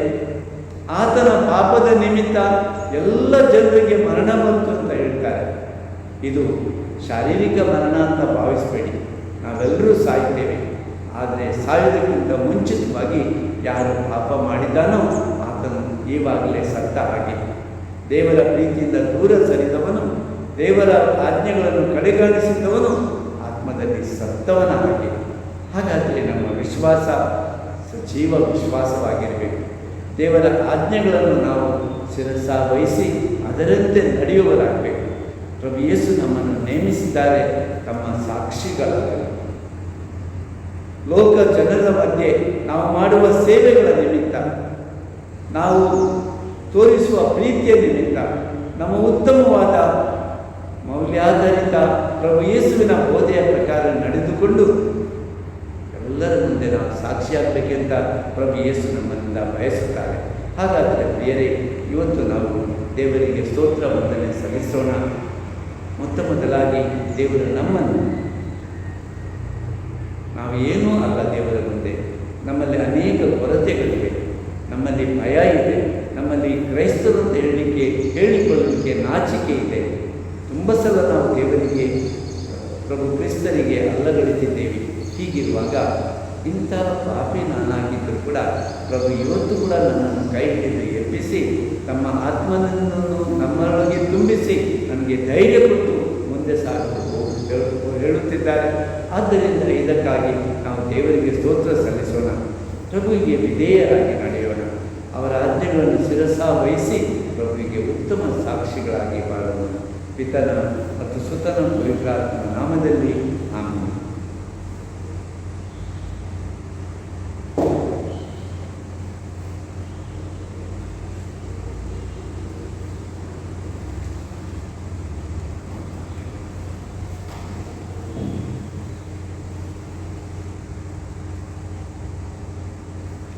ಪ್ರಭು ಯೇಸುವೇ ನಮಗೆ ತಿಳಿಯಪಡಿಸಿದ ನಮ್ಮ ವಿಶ್ವಾಸವನ್ನು ಗಟ್ಟಿಯಾಗಿ ಪ್ರಕಟಿಸೋಣ. ಸ್ವರ್ಗವನ್ನು ಭೂಮಿಯಲ್ಲಿ ಸೃಷ್ಟಿಸಿದ ಸರ್ವಶಕ್ತ ದೇವರನ್ನು ವಿಶ್ವಾಸಿಸುತ್ತೇನೆ. ಅವರ ಏಕೈಕ ಪುತ್ರರು ನಮ್ಮ ಪ್ರಭುವಾದ ಯೇಸು ಕ್ರಿಸ್ತನನ್ನು ವಿಶ್ವಾಸಿಸುತ್ತೇನೆ. ಇವರು ಪವಿತ್ರಾತ್ಮರಿಂದ ಗರ್ಭಧರಿಸಿದ ಕನ್ಯಾ ಮರಿಯಮ್ಮನವರಲ್ಲಿ ಜನಿಸಿದರು. ಪೋನ್ಸಿಯಸ್ ಪಿಲಾತನ ಕಾಲದಲ್ಲಿ ಯಾತನೆಯನ್ನು ಅನುಭವಿಸಿ ಶಿಲುಬೆಗೆ ಏರಿಸಲ್ಪಟ್ಟು ಮೃತರಾಗಿ ಸಮಾಧಿ ಮಾಡಲ್ಪಟ್ಟರು. ಪಾತಾಳದಲ್ಲಿ ಮೂರನೆಯ ದಿನ ಮೃತರ ಮಧ್ಯದಿಂದ ಪುನರ್ಜೀವಂತರಾಗಿ ಎದ್ದರು. ಸ್ವರ್ಗಕ್ಕೆ ಸರ್ವಶಕ್ತ ದೇವರ ಬಲಗಡೆಯಲ್ಲಿ ಆಸೀನರಾಗಿದ್ದಾರೆ. ಅಲ್ಲಿಂದ ಶ್ರೀಮಂತರಿಗೂ ಮೃತರಿಗೂ ತೀರ್ಪು ಕೊಡಲು ಬರುವರು. ಪವಿತ್ರಾತ್ಮನನ್ನು ವಿಶ್ವಾಸಿಸುತ್ತೇನೆ. ಪವಿತ್ರ ಕೌಲಿಕ ಧರ್ಮಸಭೆಯನ್ನು ಸಂತರ ಅನ್ಯೋನ್ಯತೆಯನ್ನು ವಿಶ್ವಾಸಿಸುತ್ತೇನೆ. ಪಾಪ ಪರಿಹಾರವನ್ನು ವಿಶ್ವಾಸಿಸುತ್ತೇನೆ. ಮೃತರ ಪುನರುತ್ಥಾನವನ್ನು ವಿಶ್ವಾಸಿಸುತ್ತೇನೆ. ನಿತ್ಯ ಜೀವವನ್ನು ವಿಶ್ವಾಸಿಸುತ್ತೇನೆ. ಆಮೆನ್. ದೇವರು ನಮಗೆ ನೀಡಿರುವ ಪವಿತ್ರ ವಿಶ್ವಾಸಕ್ಕಾಗಿ ಸ್ತೋತ್ರ ವಂದನೆ ಸಲ್ಲಿಸುತ್ತಾ, ಅವರ ಪ್ರೀತಿಗೆ ಸಮನಾಗಿ ನಾವು ಬಾಳುವಂತೆ, ಅವರ ಚಿತ್ತವನ್ನು ನಮ್ಮ ಜೀವನದಲ್ಲಿ ನೆರವೇರಿಸುವಂತೆ, ಅದ್ಭುತವಾದ ಸಾಕ್ಷಿಗಳಾಗಿ ಬಾಳುವಂತೆ ಬೇಕಾದ ವರ ಕೃಪೆಗಳನ್ನು ಭಕ್ತಿಯಿಂದ ಬೇಡಿ ಪಡೆಯೋಣ. ನಿಮ್ಮ ಉತ್ತರ. ನಮ್ಮ ಪ್ರಾರ್ಥನೆಯ ಆಲಿಸು ಪ್ರಭುವೇ. ನಮ್ಮ ಪ್ರಾರ್ಥನೆಯ ಆಲಿಸು ಪ್ರಭುವೇ. ನಮ್ಮ ಜಗದ್ಗುರುಗಳು ಪೋಪ್ ಫ್ರಾನ್ಸಿಸ್, ವಿಶ್ವದ ಎಲ್ಲ ಧರ್ಮಾಧ್ಯಕ್ಷರು, ಗುರುಗಳು ಹಾಗೂ ದೇವಜನರು ದೇವರ ಚಿತ್ತವನ್ನು ನೆರವೇರಿಸಲು ಪ್ರಾಮಾಣಿಕ ಪ್ರಯತ್ನ ನಡೆಸಲೆಂದು ಪ್ರಾರ್ಥಿಸುತ್ತೇವೆ.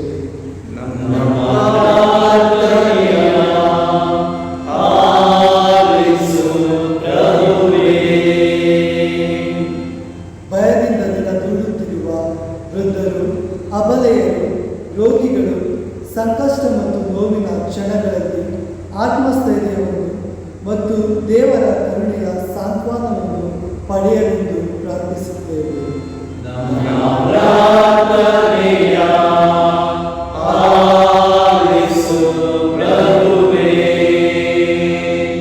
ಎಲ್ಲರಿಗಿಂತ ಮುಂದಾಗುವ ದಾವಂತದಲ್ಲಿ ಕೋಮುವಾದದ ತತ್ವ ಮತ್ತು ದೌರ್ಜನ್ಯದಿಂದ ಮಾನವೀಯತೆಯನ್ನು ಮರೆತಿರುವ ದೇಶಗಳ ನಾಯಕರು, ಬಂಡವಾಳಶಾಹಿಗಳು ಪರಿವರ್ತಿತರಾಗಲೆಂದು ಪ್ರಾರ್ಥಿಸುತ್ತೇವೆ.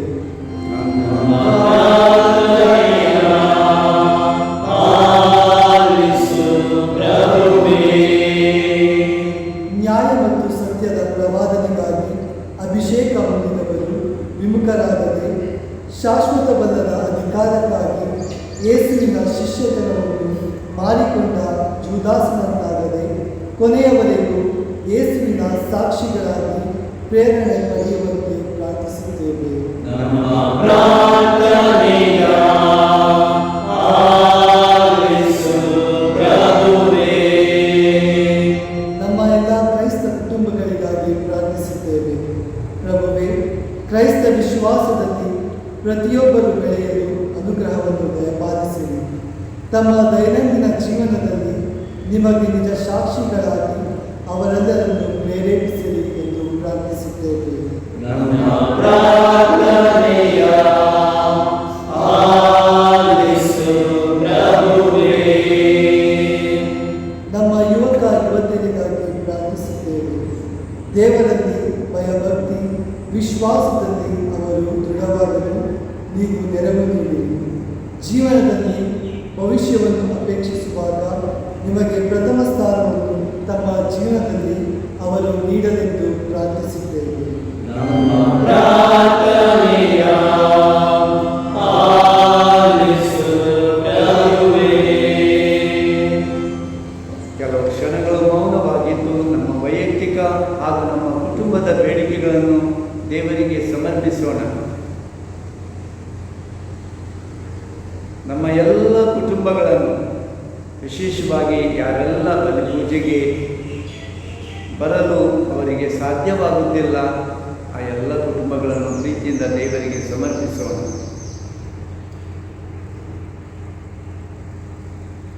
ಇವತ್ತು ಫಾದರ್ಸ್ ಡೇ ಅಥವಾ ಕುಟುಂಬದಲ್ಲಿ ತಂದೆಯ ದಿನವನ್ನು ನಾವು ಆಚರಣೆ ಮಾಡುತ್ತೇವೆ. ನಮ್ಮ ಕುಟುಂಬಗಳಲ್ಲಿ ತಂದೆಯ ಭಾಗ್ಯವನ್ನು ಪಡೆದ ಪ್ರತಿಯೊಬ್ಬರಿಗೆ ಕೂಡ ಆ ಕುಟುಂಬದಲ್ಲಿ ಆತ್ಮೀಯತೆ, ಪ್ರೀತಿ ಸಿಗಲಿ, ಗೌರವ ಸಿಗಲಿ. ಅವರೇ ಸ್ವತಃ ಕುಟುಂಬದ ಎಲ್ಲ ಸದಸ್ಯರಿಗೆ ಆಧಾರವಾಗಿರಲಿ, ಆದರ್ಶವಾಗಿರಲಿ ಎಂದು ಪ್ರಾರ್ಥಿಸೋಣ. ಕಳೆದ ವಾರದಲ್ಲಿ ದೇವರು ನಮಗೆ ಒಳ್ಳೆಯ ಮಳೆ ಕರುಣಿಸಿದ್ದಾರೆ. ಈ ವರ್ಷ ಶುಭ ಆರಂಭ ಇದು. ಅಂತೆಯೇ ಮುಂದಿನ ದಿನಗಳಲ್ಲಿ ಸಾಕಷ್ಟು ಮಳೆಯನ್ನು ದೇವರು ನಮಗೆ ನೀಡಲಿ ಎಂದು ನಾವು ಪ್ರಾರ್ಥಿಸುವಾಗಲೋಣ. ಈ ವಾರದಲ್ಲಿ ನಮ್ಮ 10ನೇ ತರಗತಿಯ ಮಕ್ಕಳು ತಮ್ಮ ಅಂತಿಮ ಪರೀಕ್ಷೆಯನ್ನು ಬರೆಯಲಿಕ್ಕಿದ್ದಾರೆ. ಅವರೆಲ್ಲರ ಮೇಲೆ ದೇವರ ಆಶೀರ್ವಾದ ಬೇಡಿಕೊಳ್ಳೋಣ. ಅವರು ಕಲಿತಿದ್ದನ್ನು ಚೆನ್ನಾಗಿ ಜ್ಞಾಪಿಸಿಕೊಂಡು ಉತ್ತಮವಾಗಿ ಪರೀಕ್ಷೆ ಬರೆಯಲೆಂದು, ಯಶಸ್ವಿಯಾಗಲೆಂದು ಪ್ರಾರ್ಥಿಸೋಣ. ಕರುಣಾಳು ತಂದೆಯೇ, ಈ ಕೆಲವೊಂದು ಬೇಡಿಕೆಗಳನ್ನು ಭಕ್ತಿ ಭಾವದಿಂದ ನಾವು ನಿಮಗೆ ಸಮರ್ಪಿಸುತ್ತಾ ಇದ್ದೇವೆ. ನಾವು ಬೇಡಿದ್ದನ್ನೆಲ್ಲ ನೀವು ನಮಗೆ ನೀಡುತ್ತೀರಿ ಎಂಬ ವಿಶ್ವಾಸ ನಮಗಿದೆ ಸ್ವಾಮಿ.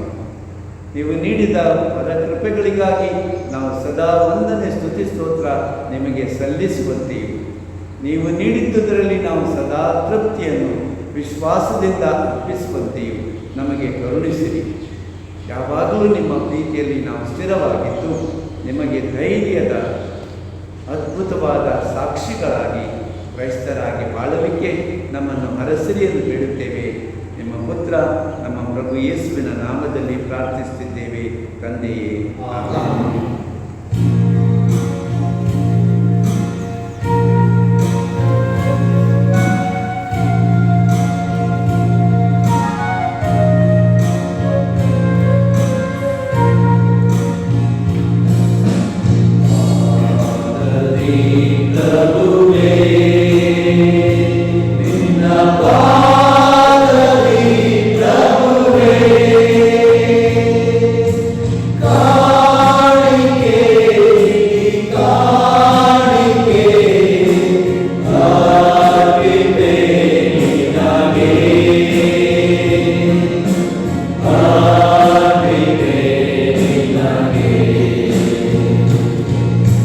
Glory,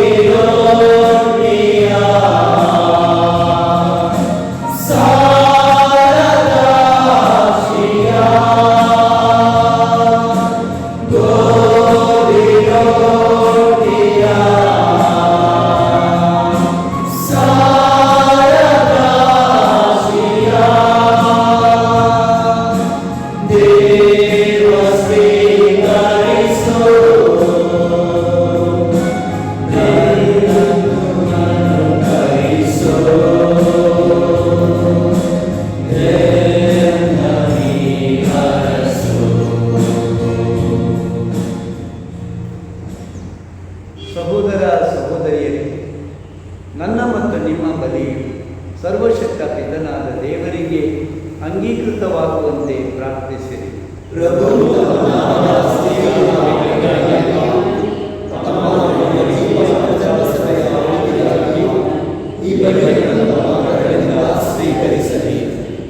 ಪ್ರಭು ಸ್ತುತಿ ಹಾಗೂ ಸಂಧಾನದ ಈ ಬಲಿಯರ್ಪಣೆಯನ್ನು ಸ್ವೀಕರಿಸಿರಿ.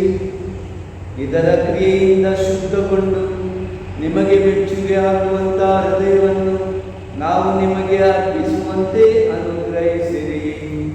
ನಮ್ಮ ಪ್ರಭು ಕ್ರಿಸ್ತರ ಮುಖಾಂತರ ನಿಮ್ಮನ್ನು ಪ್ರಾರ್ಥಿಸುತ್ತೇವೆ.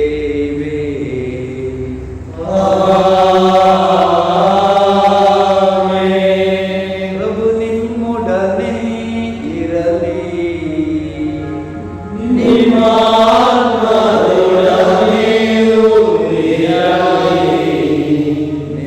ಹೃದಯಗಳನ್ನು ಮೇಲಕ್ಕೆತ್ತಿರಿ.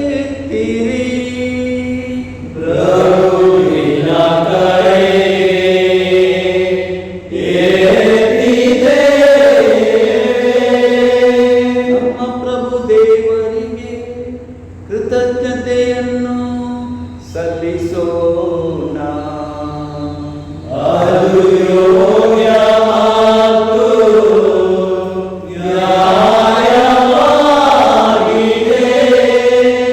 ಪ್ರಭು ಪವಿತ್ರ ಪಿತನೇ, ಸರ್ವಶಕ್ತ ನಿತ್ಯ ದೇವರೇ, ನಾವು ಎಂದೆಂದೂ ಎಲ್ಲೆಲ್ಲೂ ನಿಮಗೆ ಕೃತಜ್ಞತೆಯನ್ನು ಸಲ್ಲಿಸುವುದು ನಿಜವಾಗಿ ಯೋಗ್ಯವೂ ನ್ಯಾಯವೂ ಆಗಿದೆ. ನಮ್ಮ ಕರ್ತವ್ಯವೂ ರಕ್ಷಣೆಯೂ ಆಗಿದೆ. ಏಕೆಂದರೆ ನಮ್ಮ ಸ್ತುತಿ ನಿಮಗೆ ಅಗತ್ಯವಿಲ್ಲದಿದ್ದರೂ ನಮ್ಮ ಉಪಕಾರ ಸ್ಮರಣೆಯೇ ನಿಮ್ಮ ಕೊಡುಗೆಯಾಗಿದೆ. ಏಕೆಂದರೆ ನಮ್ಮ ಸ್ತುತಿಗಳು ನಿಮ್ಮ ಘನತೆಗೆ ಏನನ್ನು ಹೆಚ್ಚಿಸುವುದಿಲ್ಲವಾದರೂ ನಮ್ಮ ಪ್ರಭು ಕ್ರಿಸ್ತರ ಮುಖಾಂತರ ಅವು ನಮ್ಮ ರಕ್ಷಣೆಗೆ ಉಪಯುಕ್ತವಾಗುತ್ತವೆ. ಆದುದರಿಂದ ದೂತಗಣಗಳ ಸಮೂಹದೊಂದಿಗೆ ನಿಮ್ಮನ್ನು ಸ್ತುತಿಸುತ್ತಾ ಆನಂದದಿಂದ ಘೋಷಿಸುತ್ತೇವೆ.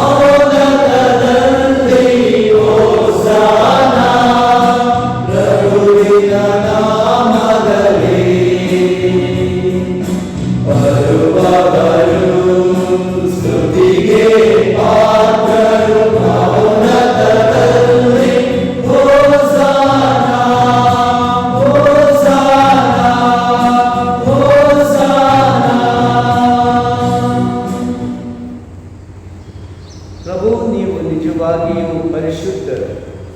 ಸರ್ವ ಪರಿಶುದ್ಧತೆಯ ಉಡುಗೆಯು ನೀವೇ. ಈ ಕೊಡುಗೆಗಳ ಮೇಲೆ ನಿಮ್ಮ ಪವಿತ್ರ ಆತ್ಮರನ್ನು ಇಬ್ಬನಿಯಂತೆ ಸುರಿಸಿ ಪಾವನಗೊಳಿಸಿರಿ ಎಂದು ಪ್ರಾರ್ಥಿಸುತ್ತೇವೆ. ನಮಗಿವು ನಮ್ಮ ಪ್ರಭು ಯೇಸು ಕ್ರಿಸ್ತರ ಶರೀರ ಮತ್ತು ರಕ್ತವಾಗುವಂತೆ ಮಾಡಿ. ಅವರನ್ನು ಪರಾಧೀನ ಮಾಡಲಾದ ಸಮಯದಲ್ಲಿ ಸ್ವ ಇಚ್ಛೆಯಿಂದ ತಮ್ಮ ಯಾತನೆಗೆ ಒಳಗಾದಾಗ ಅವರು ರೊಟ್ಟಿಯನ್ನು ತೆಗೆದುಕೊಂಡು ಕೃತಜ್ಞತೆಯನ್ನು ಸಲ್ಲಿಸಿ ಅದನ್ನು ಮುರಿದು ತಮ್ಮ ಶಿಷ್ಯರಿಗೆ ಕೊಡುತ್ತಾ ಹೀಗೆಂದರು, ತೆಗೆದುಕೊಳ್ಳಿ, ಇದನ್ನು ನೀವೆಲ್ಲರೂ ಭುಜಿಸಿರಿ, ಏಕೆಂದರೆ ಇದು ನಿಮಗಾಗಿ ಒಪ್ಪಿಸಲಾಗುವ ನನ್ನ ಶರೀರ.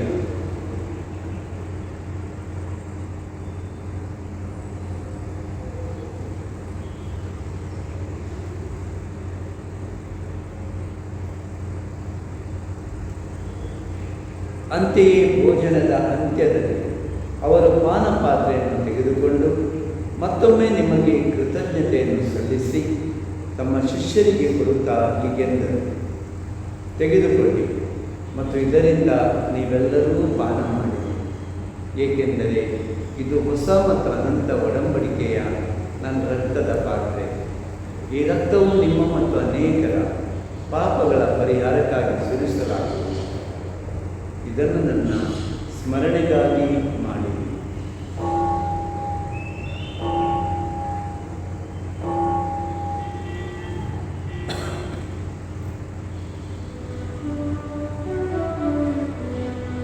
ವಿಶ್ವಾಸದ ರಹಸ್ಯ ಪ್ರಭು ನಿಮ್ಮ ಮರಣವನ್ನು ಸಾರುತ್ತೇವೆ, ನೀವು ಮರಳಿ ಬರುವ ತನಕ ನಿಮ್ಮ ಪುನರುತ್ಥಾನವನ್ನು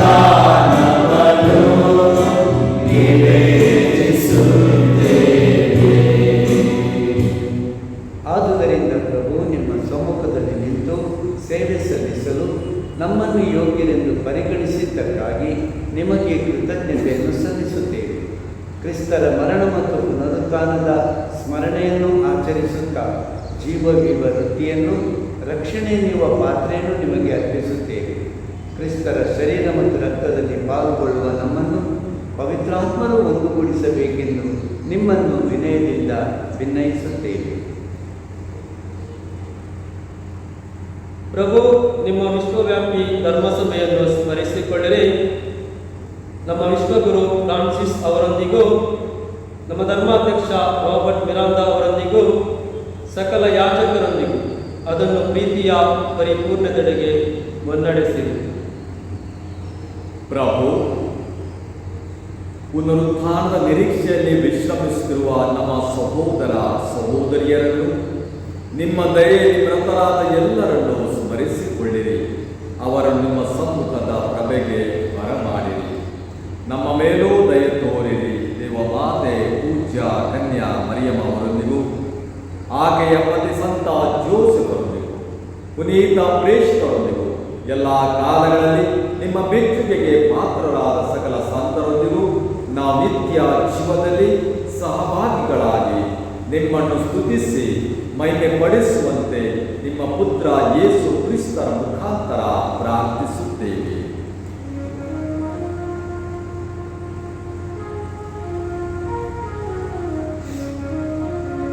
ಇವರ ಮುಖಾಂತರವೂ ಇವರೊಂದಿಗೂ ಇವರಲ್ಲಿಯೂ ಸರ್ವಶಕ್ತ ತಂದೆಯಾದ ದೇವರೇ, ಪವಿತ್ರಾತ್ಮರ ಐಕ್ಯದಲ್ಲಿ ಸರ್ವ ಗೌರವವು ಮಹಿಮೆಯು ಯುಗ ಯುಗಾಂತರವೂ ನಿಮಗೆ ಸಲ್ಲಲಿ.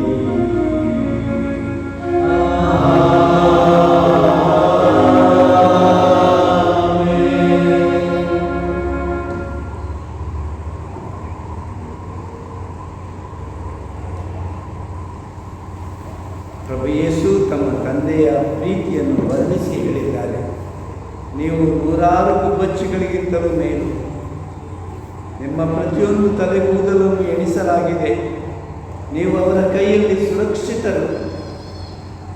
ತಂದೆ ದೇವರ ಪ್ರೀತಿಯನ್ನು ಸ್ಮರಿಸುತ್ತಾ ಯೇಸುವಿಗಾಗಿ ತಂದೆ ದೇವರಿಗೆ ಕೃತಜ್ಞತೆ ಸಲ್ಲಿಸುತ್ತಾ ಅವರು ಕಲಿಸಿದ ಪ್ರಾರ್ಥನೆಯನ್ನು ಭಕ್ತಿಯಿಂದ ಜಪಿಸೋಣ. ಸ್ವರ್ಗದಲ್ಲಿರುವ ನಮ್ಮ ತಂದೆಯೇ, ನಿಮ್ಮ ನಾಮ ಪೂಜಿಸಲ್ಪಡಲಿ, ನಿಮ್ಮ ರಾಜ್ಯ ಬರಲಿ, ನಿಮ್ಮ ಚಿತ್ತ ಸ್ವರ್ಗದಲ್ಲಿ ನೆರವೇರುವ ಪ್ರಕಾರ ಭೂಮಿಯಲ್ಲಿಯೂ ನೆರವೇರಲಿ. ನಮ್ಮ ಅನುದಿನದ ಆಹಾರವನ್ನು ಇಂದು ನಮಗೆ ನೀಡಿರಿ. ನಮಗೆ ತಪ್ಪು ಮಾಡಿದವರನ್ನು ನಾವು ಕ್ಷಮಿಸುವ ಪ್ರಕಾರ ನಮ್ಮ ಪಾಪಗಳನ್ನು ಕ್ಷಮಿಸಿ, ನಮ್ಮನ್ನು ಶೋಧನೆಗೆ ಒಳಪಡಿಸದೆ ಕೇಡಿನಿಂದ ನಮ್ಮನ್ನು ರಕ್ಷಿಸಿರಿ. ಪ್ರಭು ಸಕಲ ಕೇಡುಗಳಿಂದ ನಮ್ಮನ್ನು ರಕ್ಷಿಸಿರೆಂದು ಪ್ರಾರ್ಥಿಸುತ್ತೇವೆ. ನಿಮ್ಮ ದಯೆಯ ನೆರವನ್ನು ಪಡೆದು ಪಾಪದಿಂದ ಸದಾ ವಿಮುಕ್ತರಾಗಿ ಎಲ್ಲ ಸಂಕಷ್ಟಗಳಿಂದ ಸುರಕ್ಷಿತರಾಗಿರುವಂತೆ ನಮ್ಮ ಜೀವಮಾನದಲ್ಲಿ ಶಾಂತಿಯನ್ನು ದಯೆಯಿಂದ ಕರುಣಿಸಿರಿ. ನಾವು ಸ್ವರ್ಗಾನಂದವನ್ನು ನಮ್ಮ ರಕ್ಷಕ ಯೇಸು ಕ್ರಿಸ್ತರ ಆಗಮನವನ್ನು ನಿರೀಕ್ಷಿಸುತ್ತಿದ್ದೇವೆ.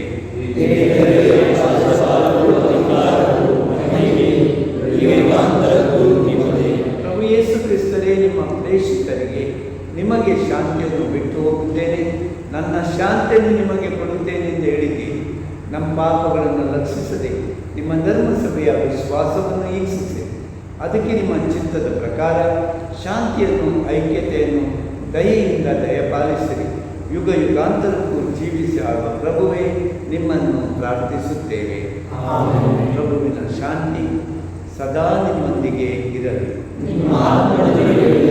ಪರಸ್ಪರ ಶಾಂತಿಯನ್ನು ಕೋರೋಣ.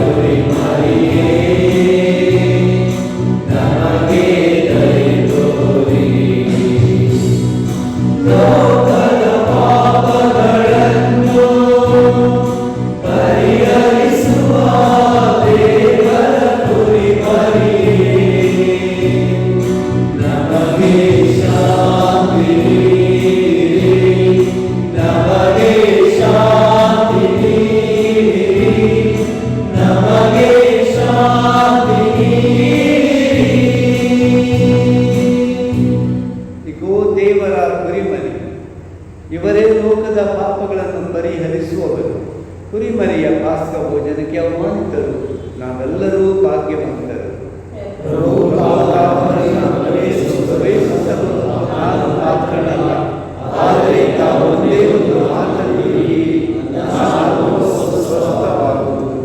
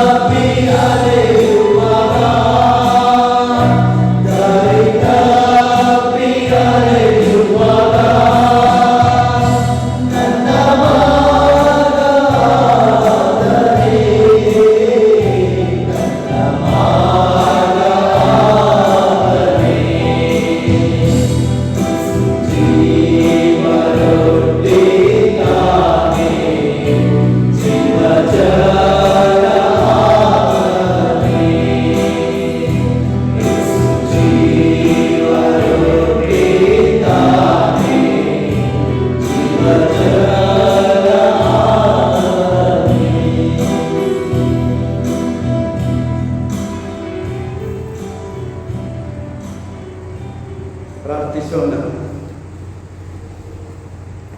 ಪ್ರಭು ಯೇಸುವೇ, ನೀವು ನಮ್ಮ ಆತ್ಮದಲ್ಲಿ ಬಂದು ನೆಲೆಸಿದ್ದೀರಿ. ನಿಮ್ಮನ್ನು ನಮ್ಮ ಜೀವದೊಳಗೆ, ನಮ್ಮ ಹೃದಯದೊಳಗೆ ನಾವು ಪ್ರೀತಿಯಿಂದ ಸ್ವಾಗತಿಸಿ ನಿಮಗೆ ಆರಾಧನೆ, ಸ್ತುತಿ ವಂದನೆ ಸಲ್ಲಿಸುತ್ತೇವೆ. ಆರಾಧನೆ ಪ್ರಭು ನಿಮಗೆ, ಸ್ತುತಿ ಸ್ತೋತ್ರ ಪ್ರಭು ನಿಮಗೆ, ಮಹಿಮೆಯಾಗಲಿ ಪ್ರಭು ನಿಮಗೆ. ಆರಾಧನೆ ಪ್ರಭು, ನೀವು ನಮಗೆ ಕೊಡುವ ಶಕ್ತಿಯಿಂದ, ಪ್ರೇರಣೆಯಿಂದ, ಆತ್ಮನಿಂದ ನಮ್ಮ ಕ್ರೈಸ್ತ ಜೀವನವನ್ನು ನಾವು ಧೈರ್ಯದಿಂದ ಎದುರಿಸುವಂತೆ ಮಾಡಿರಿ, ಕರುಣಿಸಿರಿ.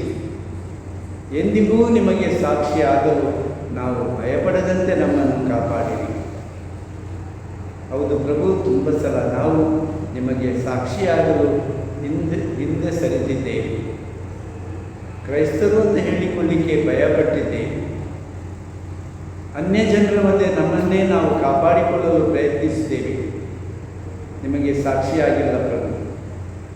ಆದರೆ ಇವತ್ತು ಪ್ರವಾದಿಗಳ ಮುಖಾಂತರ, ಯೇಸುವೇ, ನಿಮ್ಮ ಪವಿತ್ರವಾದ ಧೈರ್ಯ ಕೊಡುವ ಮಾತುಗಳ ಮುಖಾಂತರ ನಮಗೆ ಹೊಸತಾಗಿ ಧೈರ್ಯ ಕೊಟ್ಟಿದ್ದೀರಿ, ನೆನಪು ಮಾಡಿದ್ದೀರಿ. ಎಲ್ಲರ ಮುಂದೆ ನಾವು ಸಾಕ್ಷಿಗಳಾಗಬೇಕು. ಇದಕ್ಕಾಗಿ ನಾವು ಯಾರಿಗೂ ಈ ಲೋಕದಲ್ಲಿ ಭಯಪಡಬೇಕಾಗಿಲ್ಲ. ನಿಮ್ಮೊಬ್ಬರನ್ನೇ ಭಯಪಟ್ಟು ನಡೆದರೆ ಸಾಕು ಅಂತ. ಆದುದರಿಂದ ಪ್ರಭು, ಇಂಥ ಮನಸ್ಸು, ಧೈರ್ಯ, ಸಾಕ್ಷಿಭರಿತ ಜೀವನ ನಮ್ಮದಾಗಲಿ ಎಂದು ನಾವು ಬೇಡುತ್ತೇವೆ.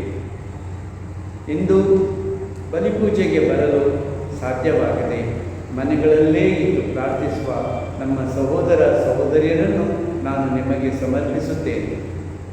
ಅವರು ಸಾಧ್ಯವಾದಷ್ಟು ಬೇಗನೆ ಅವರೆಲ್ಲರಿಗೂ ಬಲಿಪೂಜೆಗೆ ಬರುವ ಸಂದರ್ಭ, ಅವಕಾಶವನ್ನು ಮಾಡಿಕೊಡುತ್ತೀರಿ ಎಂಬುದು ನಮ್ಮ ಧೈರ್ಯ, ನಮ್ಮ ವಿಶ್ವಾಸ ಪ್ರಭು. ಕರುಣಿಸಿರಿ. ಈ ಕುಟುಂಬಗಳ ಎಲ್ಲ ಆತ್ಮಗಳ ಆಸೆಯನ್ನು ಈಡೇರಿಸಿರಿ. ಅವರ ಆತ್ಮಗಳಲ್ಲಿ ಕೂಡ ಆತ್ಮಿಕವಾಗಿ ಬಂದು ತಂಗಿರಿ. ಅವರ ಸಮಾಧಾನವಾಗಿರಿ. ಅವರಿಗೆ ಶಾಂತಿ ನೀಡಿರಿ. ನೀವು ಅವರ ಆತ್ಮದಲ್ಲಿ ನೆಲೆಸಿದ್ದೀರಿ ಎಂಬ ಸಂತೋಷ ಈ ನಮ್ಮ ಎಲ್ಲ ಜನರಲ್ಲಿ ಇರಲಿ ಎಂದು ನಾನು ಬೇಡುತ್ತೇನೆ. ಅವರ ಆಶೆಗಳನ್ನೆಲ್ಲ, ಅವರ ಕಷ್ಟ ಸಂಕಟಗಳನ್ನೆಲ್ಲ ದೂರ ಮಾಡಿ ಆಶೆಗಳನ್ನೆಲ್ಲ ಈಡೇರಿಸಿರಿ ಪ್ರಭು. ಕೊರೋನಾ ವೈರಸ್ ನಮ್ಮ ದೇಶದಲ್ಲಿ ಹೆಚ್ಚು ಕಡಿಮೆ 4 ಲಕ್ಷ ಜನರು ಸೋಂಕಿತರಿದ್ದಾರೆ ಅಂತ ಅಂಶಗಳು ನಮಗೆ ತಿಳಿಸುತ್ತವೆ. ಆದುದರಿಂದ ಪ್ರಭು, ಈ ನಮ್ಮ ದೇಶದ ಮೇಲೆ ಮತ್ತು ಜಗತ್ತಿನಾದ್ಯಂತ ಬೇರೆ ಬೇರೆ ದೇಶಗಳಲ್ಲಿ ಬಳಲುತ್ತಿರುವ ಈ ಸೋಂಕಿತರಿಗಾಗಿ, ರೋಗ ಪೀಡಿತರಿಗಾಗಿ ನಾವು ಬೇಡಿಕೊಳ್ಳುತ್ತೇವೆ. ಅವರ ಮೇಲೆ ಕರುಣೆಯಾಗಿರಿ. ಅವರು ಗುಣ ಹೊಂದುವಂತೆ ಮಾಡಿರಿ. ಮರಣ ಹೊಂದಿದವರಿಗೆ ಚಿರಶಾಂತಿ ನೀಡಿ. ದುಃಖದಲ್ಲಿರುವ ಕುಟುಂಬಗಳಿಗೆ ನೀವೇ ಸಮಾಧಾನವಾಗಿರಿ. ಅವರ ಆರೈಕೆ ಮಾಡುವ ವೈದ್ಯರು, ದಾದಿಯರ ಮೇಲೆ ನಿಮ್ಮ ಕೃಪಾದೃಷ್ಟಿ ಸದಾ ಇರಲಿ. ಅವರನ್ನು ಈ ಸೋಂಕಿನಿಂದ ಕಾಪಾಡಿರಿ. ಅವರು ಪಡುವ ಶ್ರಮಕ್ಕೆ, ಅವರ ತ್ಯಾಗಕ್ಕೆ ಅವರಿಗೆ ಮತ್ತು ಅವರ ಕುಟುಂಬಕ್ಕೆ ಆಶೀರ್ವಾದವಾಗಿರಿ. ನಮ್ಮ ದೇಶದಲ್ಲಿ ಈ ರೋಗ ತಡೆಗಟ್ಟದಂತೆ ಸರ್ಕಾರ ಮಾಡುವ ಪ್ರಯತ್ನಗಳೆಲ್ಲ ಯಶಸ್ವಿಯಾಗಲಿ ಅಂತ ನಾವು ಬೇಡುತ್ತೇವೆ. ಮತ್ತು ಜೊತೆಗೆ ಇದಕ್ಕೆ ಬೇಕಾದ ಔಷಧಿಯನ್ನು ಬೇಗನೆ ಕಂಡುಹಿಡಿಯುವಂತೆ ವೈದ್ಯರಿಗೆ, ಜ್ಞಾನಿಗಳಿಗೆ, ವಿಜ್ಞಾನಿಗಳಿಗೆ ಆಶೀರ್ವಾದ ಮಾಡಿ ಪ್ರಭು. ಈ ಪ್ರಾರ್ಥನೆಗಳನ್ನು ಮಾಡುತ್ತಿರುವಾಗ ನಮ್ಮ ಕುಟುಂಬದಲ್ಲಿರುವ ನಮ್ಮ ಆಪ್ತ ತಂದೆ, ನಮಗೆ ಜನ್ಮ ಕೊಟ್ಟವರು, ನಮ್ಮನ್ನು ಅನುದಿನವೂ ಪ್ರೀತಿಯಿಂದ ಕಷ್ಟಪಟ್ಟು ಪೋಷಿಸಿದವರು, ಅವರನ್ನು ಪ್ರೀತಿಯಿಂದ ಸ್ಮರಿಸುತ್ತೇವೆ. ನಮ್ಮ ತಂದೆ ಮೇಲೆ ಆಶೀರ್ವಾದ ಬೇಡುತ್ತೇವೆ. ಅವರಿಗೆ ನಾವು ಶುಭ ಹಾರೈಸುವಾಗ ಇಂದು ಅವರ ಪ್ರೀತಿಯಿಂದ, ಅವರ ಜೊತೆ ಗೌರವದಿಂದ ಬಾಳುವ ಆ ಶಕ್ತಿ ನಮ್ಮಲ್ಲಿ ಮೂಡಿಸಿರಿ. ನಮ್ಮ ತಂದೆಗೋಸ್ಕರ ನಾವು ಪ್ರಾರ್ಥಿಸ್ತೇವೆ. ಆಶೀರ್ವದಿಸಿರಿ ಪ್ರಭು. ಈ ಪ್ರಾರ್ಥನೆಗಳನ್ನು ನಿಮ್ಮ ಪುತ್ರ ನಮ್ಮ ಪ್ರಭು ಯೇಸುವಿನಲ್ಲಿ ಅರ್ಪಿಸುತ್ತಿದ್ದೇವೆ ತಂದೆಯೇ, ಆಮೆನ್. ಪ್ರಾರ್ಥಿಸೋಣ. ನಿಮ್ಮ ಪುತ್ರರ ಪವಿತ್ರ ಶರೀರದಿಂದಲೂ ಅಮೂಲ್ಯ ರಕ್ತದಿಂದಲೂ ಪೋಷಿತರಾಗಿ ಪುನಶ್ಚೇತನಗೊಂಡ ನಾವು ನಿಮ್ಮ ದಯೆಯನ್ನು ಕೋರುತ್ತೇವೆ. ನಿರಂತರ ಶ್ರದ್ಧಾಭಕ್ತಿಯುತ ನಮ್ಮ ಈ ಆಚರಣೆಯು ನಮ್ಮ ರಕ್ಷಣೆಯ ನಿಶ್ಚಿತ ಭರವಸೆಯಾಗಲಿ. ನಮ್ಮ ಪ್ರಭು ಪ್ರಭು ಕ್ರಿಸ್ತರ ಮುಖಾಂತರ ನಿಮ್ಮನ್ನು ಪ್ರಾರ್ಥಿಸುತ್ತೇವೆ.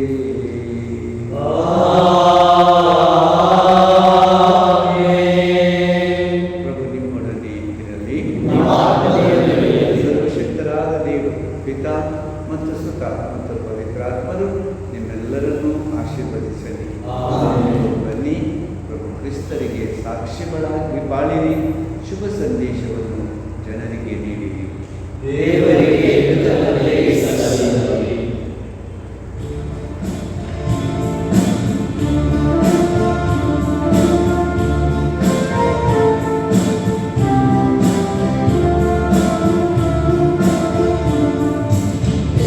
ನನ್ನ ಬಾಳಿನಲ್ಲಿ ಹುಣ್ಣಿಮೆಯ ಚಂದ್ರ ಕತ್ತಲನ್ನು ದೂರ ಮಾಡಿ ಬೆಳಕನ್ನು ತಂದ. ಬೆಳದಿಂಗಳಾಗಿ ನಿತ್ಯನೊಂದ ಮಾಡಿದನೇ, ಬೆಳದಿಂಗಳಾಗಿ ನಿತ್ಯನೊಂದ ಮಾಡಿದನೇ. ಆನಂದದ ಹೊಳೆಯ ಹರಿಸುತ್ತದೆ ಕಂದ, ಆನಂದದ ಹೊಳೆಯ ಹರಿಸುತ್ತದೆ ಕಂದ. ಯೇಸು ನನ್ನೆಯ ಕಂಡಲ್ಲಿ ಕಂಬನ್ನು ಬೀರುತ್ತ ಬಂದನು ಬಾಳಲ್ಲಿ. ಪ್ರೀತಿಯ ರೂಪಾಗಿ ಯೇಸು ನನ್ನೆಯ